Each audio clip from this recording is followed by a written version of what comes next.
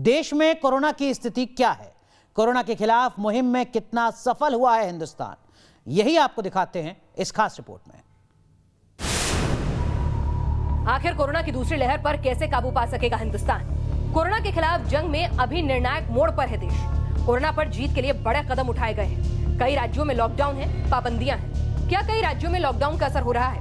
स्वास्थ्य मंत्रालय के मुताबिक कोरोना को लेकर 18 राज्यों से अच्छी खबरें आ रही हैं। इन राज्यों में लगातार कोरोना के मामले घट रहे हैं। नाइट कर्फ्यू और सख्ती का असर यहाँ नजर आ रहा है। जिन राज्यों में कोरोना के मामले घटे हैं उनमें महाराष्ट्र, उत्तर प्रदेश, आंध्र प्रदेश, दिल्ली, राजस्थान, हरियाणा, छत्तीसगढ़, बिहार, गुजरात, मध्य प्रदेश, उत्तराखंड, झारखंड, तेलंगाना, चंडीगढ़, लद्दाख, दमन और दीव, लक्षद्वीप, अंडमान और निकोबार शामिल हैं।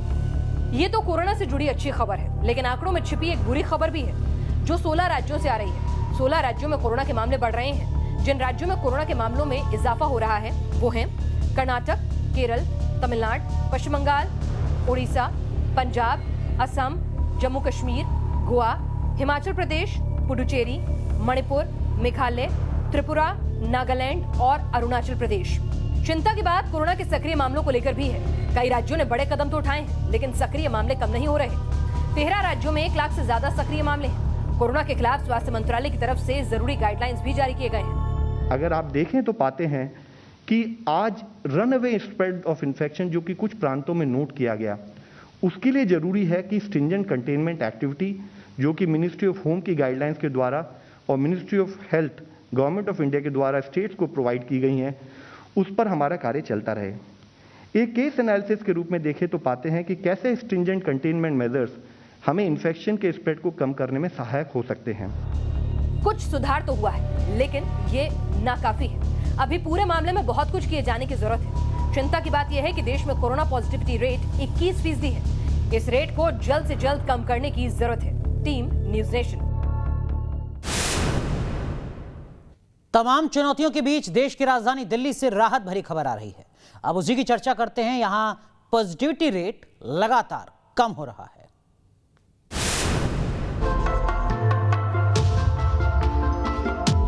क्या दिल्ली में कोरोना का पीक खत्म हो गया है? क्या कोरोना से सहमे दिल्ली के लिए राहत की खबर है? राजधानी में कोरोना से जुड़े जो आंकड़े सामने आ रहे हैं वो इसके संकेत दे रहे हैं। पिछले 24 घंटे में दिल्ली में 12,500 से भी कम मामले सामने आए हैं। अच्छी बात यह है कि दिल्ली में पॉजिटिविटी रेट की कमी हो रही है। पिछले कुछ दिनों के आंकड़ों पर नजर डालें तो पता चलता है कि 8 मई को पॉजिटिविटी रेट 23.34% था। 9 मई को इसमें कमी आई और ये 21.67% पर पहुंच गया। 10 मई को ये दर घटकर 19.10% पर पहुंच गई और अब 17.76% रह गई है। इन आंकड़ों से भी दिल्ली सरकार का भरोसा बढ़ रहा है और राज्य के स्वास्थ्य मंत्री अहम बयान दे रहे हैं। ये देखिए, लहर बिल्कुल चल रही है, परंतु ऐसा लगता है कि उसकी पीक जो अप्रैल के आखिरी सप्ताह के बाद से धीरे धीरे डाउन आता जा रहा है। पिछले कुछ दिनों में दिल्ली के अंदर जो पॉजिटिविटी है वो 36% से घटते हुए 19% के करीब आ गई है और जो टोटल केसेस थे 28,000 पर डे तक मैक्सिमम गए थे, अब ये कम होते हुए 12,500 के आसपास आ गए हैं। तो थोड़ी सी लगता है आशा की किरण नज़र आ रही है कि जो बहुत तेज़ी से केसेस बढ़ रहे थे अब वो कम होने स्टार्ट हुए हैं। सत्येंद्र जैन भी कोरोना के पीक के गुजर जाने की बात कह रहे हैं, लेकिन दिल्ली में मौत का आंकड़ा भी चिंताजनक है। जलती चिताएं खौफ पैदा कर रही हैं। आंकड़ों से असलियत छुपती नहीं है। भले ही दिल्ली के स्वास्थ्य मंत्री सत्येंद्र जैन ये दावा कर रहे हो कि दिल्ली में कोरोना की चौथी पीक खत्म हो चुकी है, लहर भी धीरे धीरे कम होती जा रही है, लेकिन इस वक्त हम जहां मौजूद हैं ये दिल्ली का सीमापुरी का इलाका है और आप यहां से दूर तक देखिए कि अंदर जो शमशान भूमि है वहां लकड़ी रखने की जगह खत्म हो गई है। कच्चे में एक छोटा सा जो पार्क किस्म का एरिया होता था उसे हटा करके अब यहाँ पर अंतिम संस्कार किया जा रहा है। दिल्ली सरकार का दावा यह है कि बीते 24 घंटे में सिर्फ 319 लोगों की मृत्यु कोरोना की वजह से हुई है। आंकड़े भी 13,000 से कम पहुंच गए हैं। लेकिन आप बाहर देखिए कि सड़क पर, ये मेन रोड है, सड़क पर किस तरीके से लकड़ियां लाई गई है। थोड़ी देर पहले यहां पर लकड़ियों को बाहर रखा गया है क्योंकि अंदर जो लकड़ी रखने की जगह थी वहाँ तो अब चिताएं जल रही है।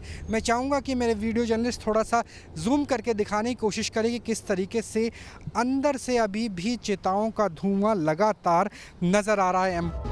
पिछले 24 घंटे में दिल्ली में 347 लोगों की मौत हुई। ये बेहद चिंताजनक है। दिल्ली में अभी और भी बहुत कुछ किए जाने की जरूरत है। Team news nation. देश कोरोना के बड़े संकट से जूझ रहा है, लेकिन कुछ लोग इस मौके का इस्तेमाल कालाबाजारी के लिए कर रहे हैं। देश के अलग अलग हिस्सों से ऐसी कई तस्वीरें सामने आ रही हैं।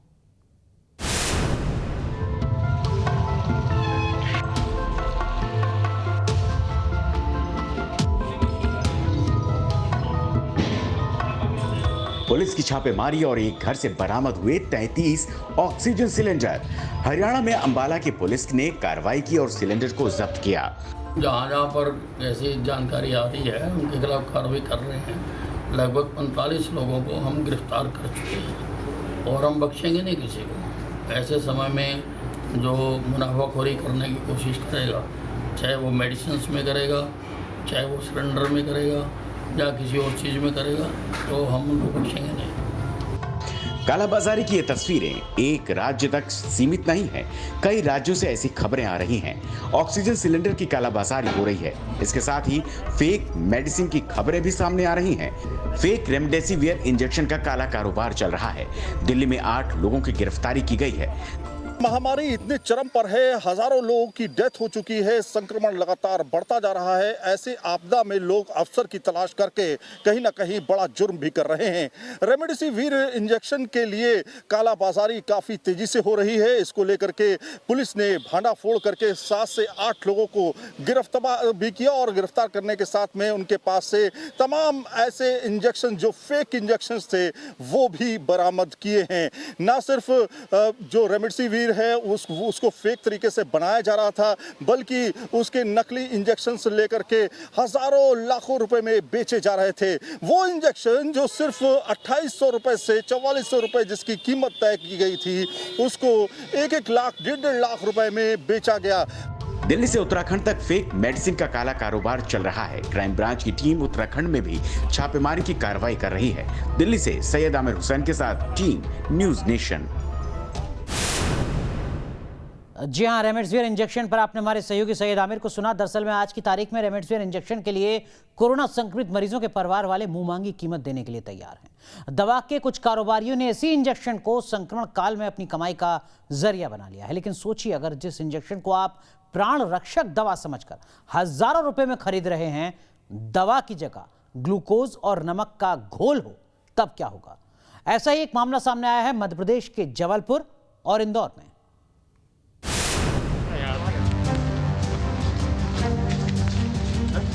जबलपुर पुलिस का ये एक्शन सिटी अस्पताल में। पुलिस ने अस्पताल के मालिक को गिरफ्तार कर लिया है।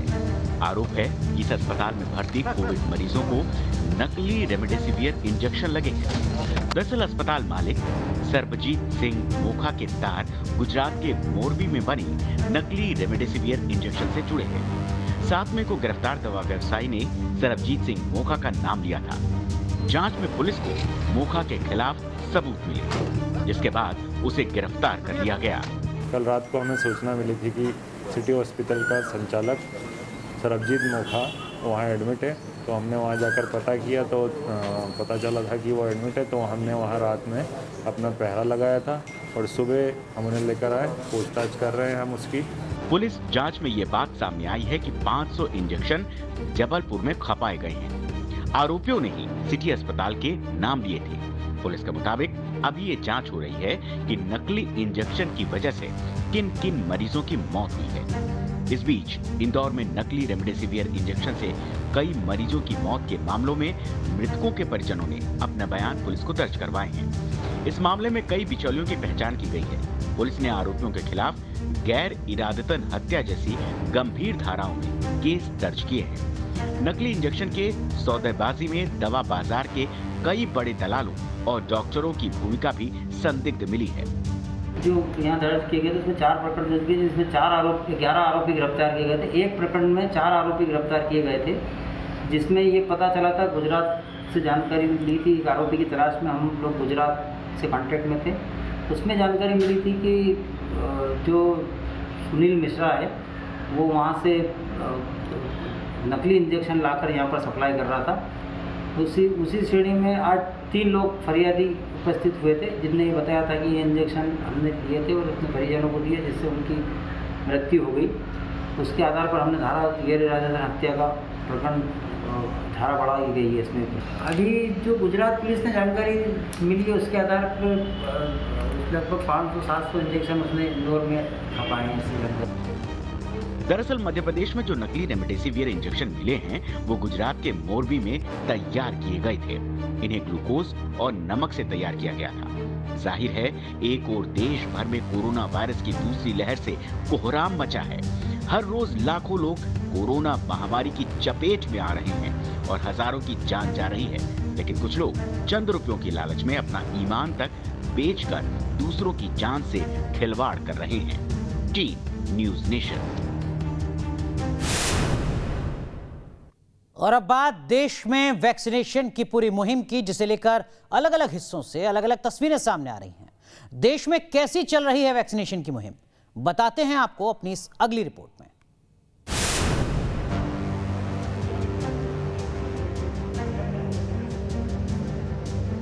कोरोना के खिलाफ वैक्सीन ही संजीवनी है। देश के अलग अलग हिस्सों में वैक्सीनेशन की मुहिम चल रही है, लेकिन वैक्सीन की कमी को लेकर सवाल उठाए जा रहे हैं। दिल्ली के सीएम अरविंद केजरीवाल ने पीएम को चिट्ठी लिखी है। अरविंद केजरीवाल का कहना है कि 2 कंपनियों के अलावा दूसरी कंपनियों को भी वैक्सीन बनाने की इजाजत मिलनी चाहिए। दिल्ली सरकार बार बार कह रही है कि राजधानी में बस 4 दिन की वैक्सीन बची है। महाराष्ट्र के नेता भी वैक्सीन की भारी किल्लत की बात कह रहे हैं। महाराष्ट्र के स्वास्थ्य मंत्री राजेश टोपे का कहना है कि सीनियर सिटीजन के लिए युवाओं का वैक्सीनेशन रोकना पड़ सकता है। वैक्सीनेशन पर चल रही सियासत के बीच वैक्सीन की जमीनी हालात को समझने के लिए ग्राउंड जीरो पर चलते हैं। जम्मू में वैक्सीनेशन की स्थिति की बात की जाए तो यहां कोरोना की वैक्सीन की कमी की चर्चा है।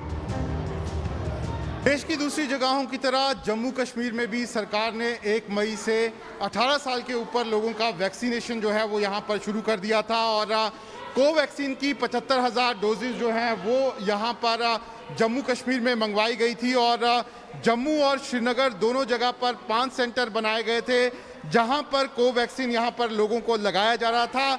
लेकिन अब जम्मू कश्मीर सरकार जो है वो जल्द ही कोवैक्सीन जो है उसको यहाँ पर बंद करने जा रही है और फिलहाल जम्मू में यहाँ पर सिर्फ 1 सेंटर बचा है जहाँ पर कोवैक्सीन जो है वो यहाँ पर लगाई जा रही है। इसके अलावा गवर्नमेंट ने हेल्थ डिपार्टमेंट को यहाँ पर निर्देश दिए हैं कि जो कोवैक्सीन है उसको यहाँ पर जो दूसरा डोज है वो उन लोगों के लिए सेव कर लिया जाए जो यहाँ पर ऑलरेडी जिनको इंजेक्शन जो है वो यहाँ पर लग गया है। लेकिन फिलहाल वैक्सीन की शॉर्टेज जो है वो साफ नजर आ रही है। जम्मू कश्मीर सरकार ने कोवैक्सीन जो है वो बंद कर दी है। वैक्सीन की किल्लत है। कुछ जगहों पर हालात ऐसे हो गए हैं कि मारपीट की नौबत सामने आ रही है। तस्वीरें आगरा की है, जहां वैक्सीनेशन को लेकर कहासुनी हो गई और फिर 2 पक्षों में मारपीट हो गई। आगरा से चलते हैं गोरखपुर। यहां वैक्सीनेशन को लेकर शहरी और ग्रामीण इलाकों की तस्वीर एकदम जुदा है। ग्रामीण इलाकों में वैक्सीनेशन को लेकर उत्साह की कमी है। इसके अलावा तकनीकी दिक्कत भी है। गोरखपुर में 18 से लेकर के 45 साल के उम्र के लोगों के लिए वैक्सीनेशन का जो कतार है वो सिर्फ आपको शहरी क्षेत्र में देखने को मिलेगा। ग्रामीण इलाकों में कहीं पर भी भीड़ नज़र नहीं आएगी। लोग अभी भी इसको लेकर के उतने जागरूक नज़र नहीं आ रहे हैं और जो जागरूक हैं, जो टीका लगवाने के लिए केंद्रों पर पहुँच रहे हैं, उनके सामने कई दिक्कतें भी आ रही हैं जिसकी वजह से उनको हफ्तों से यहाँ से घूम के जाना पड़ रहा है। हमारे साथ कुछ लोग हैं जो सहजनवा इलाके के हैं। क्या दिक्कत हो रही है, क्यों आपको यहाँ से वापस जाना? सर जी, हम 1 हफ्ते से इसको कर रहे हैं रजिस्ट्रेशन, हो भी जा रहा है, सक्सेसफुली भी जा रहा है, लाभार्थी कोड भी आ रहा है, उसके बाद भी टीका नहीं लग रहा है। 3 बार तक गोरखपुर भी गए, वहाँ भी वापस कर दिया जा रहा है, सहजनवा में भी आया है, वापस कर दिया जा रहा है। क्या बता रहे हैं लोग, क्यों नहीं बोल रहे हैं कि अब सीक्रेट कोड क्या आएगा, OTP तो आ रहा है, सीक्रेट कोड नहीं आ रहा है। 10 दिन से कर रहे हैं जब से। आपके साथ भी ये दिक्कत आ रही है? जी सर, यही दिक्कत है। हम 2 दिन पहले करवाए थे, आज हमको टाइमिंग भी मिला हुआ है। 10 से 11 मिला था तो 11 नहीं आ पाए, तो अब 11 से 12 के बीच में हमको टाइमिंग मिला है। और सहजनवा सामुदायिक स्वास्थ्य केंद्र मिला हुआ है। लेकिन अब यहाँ OTP आया है, मैं दिखाया हूँ मैडम को, मैडम करें कि अब सीक्रेट कोड।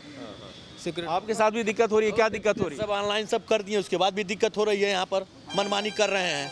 हाँ एकदम है कि नहीं लगेगा, ये नहीं है, दिखा रहे हैं उसके बाद भी नहीं कर रहे हैं। कोरोना का कहर उत्तराखंड में भी देखने को मिल रहा है। उत्तराखंड के उत्तरकाशी में पिछले 24 घंटे में 7 लोगों की मौत हो गई। यहाँ वैक्सीनेशन को लेकर खासा उत्साह है, लेकिन यहाँ की भीड़ की वजह सोशल डिस्टेंसिंग की धज्जियां उड़ा रही हैं। भीड़ को कंट्रोल करने के लिए पुलिस की तैनाती की गई है। 18 से 45 साल के जो व्यक्तियों का वैक्सीनेशन का कार्य आज प्रारंभ हो गया है और हमको जिस संख्या में वैक्सीन प्राप्त होंगे हम उसी संख्या में अपने सेंटर्स बढ़ाते जाएंगे। अभी हम जो सेंटर्स चला रहे हैं वो 1 और 2 हम यहाँ पर उत्तरकाशी में बड़े सेंटर चला रहे हैं और एक उधर यमुना घाटी में चला रहे हैं। इसमें रजिस्ट्रेशन का जो ऑप्शन है वो ये है कि हमें ऑनलाइन रजिस्ट्रेशन करना है और फिर जैसे स्लॉट ओपन होता है स्लॉट बुकिंग करनी है। इसमें हम ये भी प्रयास कर रहे हैं कि जैसे वैक्सीन बढ़ती है और हमें और संख्या वैक्सीनेट करने की मिलेगी तो हम किस तरह से अगर कोई हमको ऑफलाइन का मोड का ऑप्शन मिल जाए या फिर हमको रजिस्ट्रेशन हम ऑन साइट रजिस्ट्रेशन भी कराने का ऑप्शन देते हैं। अगर कोई व्यक्ति स्लॉट बुक करे बिना रजिस्ट्रेशन करे बिना अगर आता है तो उसके लिए क्या ऑप्शन हो सकता है, इस बारे में भी हम राज्य सरकार से दिशा निर्देश प्राप्त करें। ग्रेटर नोएडा में कुछ ऐसी ही तस्वीरें सामने आ रही हैं। यहाँ लंबी लाइन है। मौके पर लोगों को सोशल डिस्टेंसिंग का पाठ पढ़ाने के लिए खुद दादरी के एसडीएम पहुंचे। वैसे तो वैक्सीनेशन के लिहाज से दूसरे प्रदेशों की तुलना में राजस्थान अच्छा कर रहा है, लेकिन यहाँ भी वैक्सीनेशन की रफ्तार पर सवाल उठाए जा रहे हैं। ये तस्वीर है वैक्सीनेशन सेंटर की। सुबह से ही जिनको स्लॉट मिल जाता है वो लाइन में लग जाते हैं, अपनी बारी का इंतजार करते हैं ताकि जल्द से जल्द इनका वैक्सीनेशन हो जाए। ये 18 से 44 साल के युवाओं के लिए जो वैक्सीनेशन सेंटर बनाए गए उनमें से एक है। हर दिन यहाँ तस्वीर नज़र आती है। आज 200 का टारगेट यहाँ तय किया गया, यानी कि 200 लोगों का यहाँ वैक्सीन कराया जाएगा और ये लगातार आते हैं। आज हालांकि मौसम थोड़ा ठीक है, लेकिन अगर गर्मी भी हो तब भी लोग परवाह नहीं करते हैं। आपको स्लॉट कब मिला था? कल रात को। कब से ट्राई कर रहे थे? 15 डेज के अराउंड से। आपको भी कल ही मिला है? कल ही। तब से ये तय हुआ है कि 18 से 44 साल के लोगों को वैक्सीन लगे। आप लगातार ट्राई कर रहे थे 1 महीने से? हाँ, जब से ट्राई कर रहा हूँ, कल जाके मिला है। बहुत मुश्किलें हो रही है वैक्सीन के स्लॉट लेने में, बहुत ज़्यादा मुश्किलें हो रही है, मगर कल अपने आप साइट होते ही 1 मिनट में फुल हो जाती है। आपको भी स्लॉट कल मिला? हाँ जी बिल्कुल। कब से ट्राई कर रहे थे? 10-15 दिन से ट्राई कर रहे हैं। जल्द से जल्द वैक्सीनेशन करा लें, पर उसके लिए गवर्नमेंट को सहयोग करना पड़ेगा क्योंकि बिल्कुल भी स्लॉट नहीं मिल रहे हैं, बहुत मुश्किल से मिल रहे हैं। इतनी जल्दी फुल हो जाते हैं कि 1 सेकंड में, तो बहुत मुश्किल से मिल रहे हैं। गवर्नमेंट को थोड़ा ध्यान देना चाहिए इस बार। जो तस्वीरें हैं उससे साफ है कि देश में वैक्सीनेशन की रफ्तार को बढ़ाने के लिए बहुत कुछ किए जाने की जरूरत है। जागरूकता के साथ उपलब्धता भी जरूरी है। Team news nation. अब आपको यूपी के श्रावस्ती की खबर दिखाते हैं। यहां पुलिस की कार्रवाई पर सवाल उठाए जा रहे हैं। लॉकडाउन का पालन न करने पर पुलिस पर सख्ती के आरोप लग रहे हैं। तस्वीरों में आप देख सकते हैं पुलिस यहां सब्जी वाले के ठेले को उलटती नजर आ रही है। इलाके के थानेदार पर आरोप लग रहा है। इसके अलावा महिलाओं को पीटने का मामला भी सामने आया है। इस वीडियो के वायरल होने के बाद एसपी ने थाना प्रभारी और 2 सिपाहियों को सस्पेंड कर दिया है। इस तरीके की तस्वीरें पंजाब से भी पहले सामने आ चुकी हैं और अब तस्वीरें आई हैं उत्तर प्रदेश के श्रावस्ती से, जहां लॉकडाउन के नाम पर बेवजह लोगों को परेशान करती हुई पुलिस नजर आई है और पुलिस पर अब एक्शन लिया गया है। श्रावस्ती में थाना प्रभारी के साथ साथ 2 सिपाही सस्पेंड। कोरोना संकट के बीच लखनऊ से एक अच्छी खबर सामने आई है। लखनऊ में ऑटो यूनियन ने कोरोना मरीजों के लिए फ्री सेवा शुरू की है। क्या है इस सेवा का मकसद? संवाददाता अविनाश सिंह की ये रिपोर्ट देखिए। उत्तर प्रदेश की राजधानी लखनऊ में कोरोना मरीजों के लिए फ्री ऑटो सेवा की शुरुआत की गई है। खास बात यह है कि जो ऑटो सेवा शुरू की गई है ये सभी ऑटो ऑक्सीजन से लैस हैं। आप देख सकते हैं कि इसी ऑटो सेवा की शुरुआत की गई है और जो तमाम ड्राइवर्स भी होंगे वो पीपीई किट के साथ यहाँ पर आपको मिलेंगे। दरअसल लखनऊ का जो 3 व्हीलर ऑटो संघ है और एक निजी संस्था है उसकी मदद से इस ऑटो सेवा की शुरुआत की गई है, क्योंकि अभी तक देखा जा रहा था कि तमाम ऐसे मरीज थे जिनको अगर एम्बुलेंस की ज़रूरत पड़ती थी तो कई बार ऐसा होता था कि उन्हें समय से एम्बुलेंस नहीं मिल पाती थी।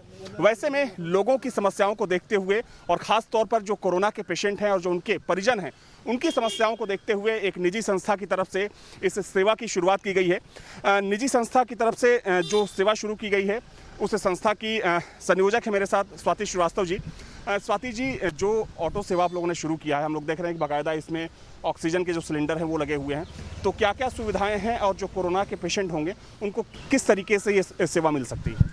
जी देखिए, ये free auto service specially corona patients के लिए है। दिन और रात में ये सुविधा रहेगी। बाकी हमने जो ड्राइवर्स हैं उनकी सेफ्टी के लिए किट्स और जो बेसिक कोरोना प्रोटोकॉल का है वो हमने प्रोवाइड किया है। और oxygen regulator, face mask, flowmeter, ये सुविधाएं इसमें हैं। लेकिन उनको यूज़ करने के लिए अधिकृत एक एक्सपर्ट पेशेंट के साथ होना ज़रूरी है। हमने रखवाया इसलिए, प्रयास इसलिए किया क्योंकि हम भुक्तभोगी रहे हैं, तो हम चाहते थे कि ऐसी सुविधा इसमें रहे। पेशेंट को एम्बुलेंस से वहाँ तक पहुँचने में, वैन से वहाँ तक पहुँचने में ऐसा ना हो कि ऑक्सीजन सप्लाई ना मिल पाए, इसलिए हमने वो करी। लेकिन एक्सपर्ट के लिए आपको अपने साथ कोई एक लाना पड़ेगा अगर ऑक्सीजन की ज़रूरत है तो। नहीं तो ये अब जो एक्सपर्ट आप बता रही हैं, एक्सपर्ट क्या ऑटो में मौजूद रहेगा या फिर अलग से जो पेशेंट होगा उसको लाना पड़ेगा? पेशेंट के साथ ही कोई होना ज़रूरी है जिसे ऑक्सीजन सिलेंडर ऑपरेट करना आता हो। जी हाँ, जिसको ऑपरेट करना आता हो। तो ये क्या 24 घंटे की सेवा रहेगी? जी हाँ, 24 घंटे की रहेगी। और कोई पैसा नहीं लिया जाएगा? नहीं, कोई पैसा नहीं लिया जाएगा। जो भी पैसा, जो भी खर्च आएगा वो स्प्रेड स्माइल हमारी संस्था ही बियर करेगी। वो पेशेंट से कोई भी चार्ज नहीं लिया जाएगा। और ये 24 घंटे ये पूरी सेवा रहेगी? जी हाँ, 24 घंटे की सेवा रहेगी। जिस सेवा की आप लोगों ने शुरुआत की है, लोगों को कैसे जानकारी मिलेगी कि कोई नंबर आप लोगों ने जारी किया है? ये हमने 3 हेल्पलाइन नंबर है। अभी हम इनको आप लोगों की मदद से और सोशल मीडिया की मदद से इसको अभी फ़ौरन जारी कर देंगे अभी से, और उसी से लोग हम तक पहुंच सकते हैं। व्हाट्सएप भी है, ट्विटर अकाउंट भी है, जैसे भी पहुंच सकें। पंकज दीक्षित भी हैं, 3 व्हीलर ऑटो संघ के अध्यक्ष हैं लखनऊ के। पंकज जी, कितनी ऑटो आप लोगों की तरफ से लगाई गई है? क्योंकि देखा जाए तो इस वक्त चूंकि एक बहुत ही पुण्य का काम है जिस तरीके का आप लोग काम कर रहे हैं, तो कितनी ऑटो की सर्विस आप लोग दे रहे हैं? अभी 5 ऑटो से हम लोगों ने शुरुआत किया है, और अगर भविष्य में हम लोगों को सहयोग मिलता है आप सभी से, जनता से, तो हम लोग का प्रयास होगा और ये सर्विस हम लोग अच्छे से प्रोवाइड कर पाते हैं तो हम लोग इसमें संख्या और बढ़ाने का प्रयास करेंगे। ठीक है, तो एक बार फिर से आपको तस्वीर दिखाना चाहूँगा। आप देख सकते हैं कि जिस ऑटो सेवा की शुरुआत की गई है, तकरीबन 5 ऑटो हैं इस सर्विस में। और जैसा कि जिस संस्था के द्वारा इस सर्विस की शुरुआत की गई है उसकी संयोजक बता रही थी कि जितने भी ऑटो हैं वो सभी ऑटो ऑक्सीजन से पूरी तरीके से लैस होंगे। बाकायदा जो ड्राइवर्स हैं, यानी कि जो ऑटो चलाने वाले लोग हैं, वो भी पीपीई किट से लैस होंगे। और सबसे खास बात यह है कि 24 घंटे ये सेवा जारी रहेगी। इसके लिए बाकायदा एक हेल्पलाइन नंबर भी जारी किया गया है, और उसके माध्यम से अगर किसी कोरोना पेशेंट को एम्बुलेंस की सेवा नहीं मिल पाती है या उसे अस्पताल जाने के लिए कोई साधन या संसाधन नहीं मिल पाता है, तो वो इस नंबर पर कॉल करके इस सेवा का जो ये सेवा है इसका इस्तेमाल कर सकता है। वीडियो जर्नलिस्ट अफरोजन के साथ अविनाश सिंह, न्यूज़ नेशन लखनऊ। चलिए, लाख टके की बात में आज के लिए बस इतना ही, लेकिन जाने से पहले बात देश की बहस की, जिसके लिए आज जो मुद्दा आपने चुना है वो मुद्दा है कोरोना काल की चुनौतियों के बीच राजनीति किसकी। इसी मुद्दे पर देश की बहस आपसे थोड़ी देर में रात 8:30 बजे दीपक चौरसिया के साथ।